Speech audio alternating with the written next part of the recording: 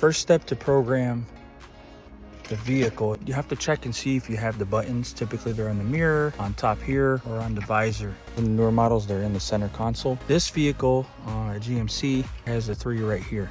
You're gonna put the key in. You're not gonna turn the car on, but you're gonna turn the ignition dash right there. You're gonna hold the first button and the third button and you reset. You need to reset the programs from the previous motor, and there's a little light in here. You're gonna watch that light until it changes patterns. And you keep holding down that first and third. There it is, strobing, so we let go. Now that we have the car buttons reset, they're not programmed, you have to sync the remote that's programmed to your motor, to your car. Find the button you want to program, first one, your remote, and you're gonna hold them down about 1 to 3 inches apart. You're gonna hold it down until that light pattern once again changes. Hold them together at the same time. 1, 2, 3.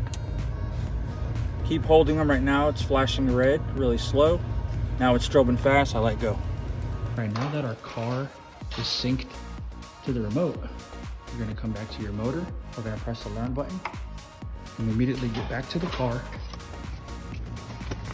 All right, ready? You're gonna hold it down until you get a response from your garage. Nothing, let go. Hold it down again. There it is. I held it down for 2 to 3 seconds, let go, 2 to 3 seconds, and it programmed on the second try. That's it, your car is programmed.